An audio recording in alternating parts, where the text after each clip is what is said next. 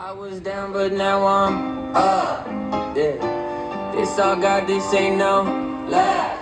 Yeah, I used to be stuck in that mud. Whoa, yeah, I was down, but now I'm up, up, up, up. I was down, but now I'm up. Yeah. What is up, everybody, and welcome to the Real Talk Education Hour, where real educators talk about real problems and real solutions. I'm your host, Sam, and I'm a middle school teacher and coach out of Atala City, and every day I'm in the classroom and on the football field with students, and I see firsthand some challenges that they face, not just academically, but personally too. Today, we're diving into what I believe is one of the most pressing issues in education right now: student mental health. According to the CDC in 2023, more than 40% of high school students reported feeling persistently sad or hopeless. That's nearly half of our students walking into classrooms and carrying something heavy. As a teacher and coach, I see it, and you probably see it too. You can sense something's off, but sometimes we don't fully understand what our students are going through. That's why I thought it's time to bring in someone who works in this field directly. Please welcome, joining us today, Ruth Anderson. Hey. Yeah, we got Ruth Anderson. She's a licensed mental health counselor who's worked with adolescents in schools and clinical settings for over 10 years. She specializes in anxiety, depression, and adolescent emotional development. And she also partners with schools to help teachers better support mental health needs. Ruth, welcome to the show. Glad to have you. Thank you so much, Sam. I'm really glad to be here. I'm excited. Awesome. So before we jump into a bigger discussion, could you share a little bit about what you do, who you work with, and what you do on a daily basis, and how you support students struggling with mental health challenges? Yeah, absolutely. I work directly with adolescents through individual counseling sessions, and then we have group therapy and crisis intervention when needed. I also collaborate with teachers and parents to create support plans for students. My main focus is just helping students build coping skills, understanding their emotions, that's and awesome. develop healthier thought patterns. A big part of my role is also educating school staff on recognizing early warning signs and creating environments that promote emotional safety. Yeah, I love that. That's huge. Yeah, I love that you even mentioned working with teachers, because sometimes we want to help, but we don't always know how. And so that's huge. I love that. Let's start off with a couple questions here. So first, from your experience working with adolescents, what are some of the biggest mental health challenges students are facing today? And what do you think is contributing to those challenges? That's a good question. One of the biggest challenges I see is anxiety.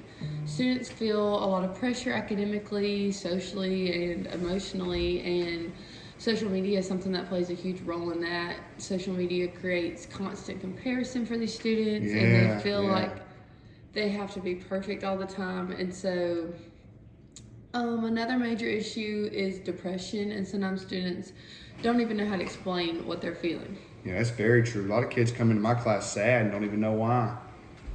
It's crazy. I see that a lot even as a coach. I'll have athletes who normally love sports and suddenly lose motivation. At first, you think it's just an effort thing, and then you try to talk to them, and you start to realize that there's something deeper going on. And it's not that they don't care, it's that they're struggling mentally and don't know how to express that. Right. Let me dive into an article here. I've been reading and researching up on this, and I read an article here by Twenge in 2019, who stated that increased depression and suicide-related outcomes among adolescents coincided with the rise of smartphones and social media use. So from your perspective in your profession, how has social media impacted student mental health, both positively and negatively? Yeah, so we were just talking about how social media plays a role, and so it's not entirely bad. It allows students to connect and express themselves, but the negative side is the constant comparison, like we talked about, the cyberbullying, and just the unrealistic expectations the students feel like they're never good enough, and then that really impacts like their self-worth. Yeah, that makes a lot of sense. I've seen students base their confidence on likes and followers. Like it affects how they see themselves as teachers. We didn't really grow up with that level of pressure. I kind of came up with the internet. I don't know, 10 years ago how hot technology was. Kind of old joke there, but let's move on here. I got another article along the same lines here from Hoover and Bostic in 2021, and it emphasized that students' mental health directly affects their academic performance. It also affects their attendance and classroom behavior. So from your experience, how does mental health impact students academically? Oh, good question. Well, mental health really just affects everything. When the students are anxious or depressed, they can't focus, and then their brain is focused on survival and not the learning, and so they may stop completing their work, they might disengage from the class, and they might even just stop attending school altogether. I never thought about how they may focus on survival and not learning. That really stands out to me. Teachers, sometimes miss these signals and see these missing assignments, or just consider it lack of effort. We need to realize that it's a deeper level, and it can be mental health related, not just laziness. Right. And so I think it's important that we reach out to coordinators like yourself and whoever's in our school system to give these kids the support they need when they're not necessarily showing it. Definitely. Yeah, awesome. So, again, from a teacher's perspective, mine in particular, sometimes it's very hard to tell the difference between a student being disengaged, and a student struggling mentally, because those are kind of similar. And some days you just have a bad day or whatever. But what are some signs, some major signs that teachers should look for that may indicate a student is dealing with more than just being disengaged, but more mental health type challenges? Right. It can be challenging, but some key signs include withdrawal, changes in behavior, if they lack participation, if they're irritable, or if they have sudden drops in their academic performance. Also, students who were once outgoing becoming quiet can make a major indicator. Oh, so they got to have a change of personality or something like that. Yeah, no doubt. That'd be a key sign. Yeah, as educators, we need to pay attention to these type of behavior changes, not just grades. Because again, it's more than just a simple one-day thing where they're off. It's a culmination of multiple days and seeing this type of characteristics. That's awesome. Great insight there. Yeah. I got one final article for you. Third one I found is from Rennick. He published this back in 2011, and he found that teachers who build strong relationships with students can significantly improve students' emotional well-being and academic engagement. From your experience, how important is the teacher-student relationship in supporting mental health? Oh, well, that is extremely important. I mean, students need to feel seen and valued, and so they need their, those needs met before they could even start to learn. So sometimes just knowing that one adult cares can make all the difference for them.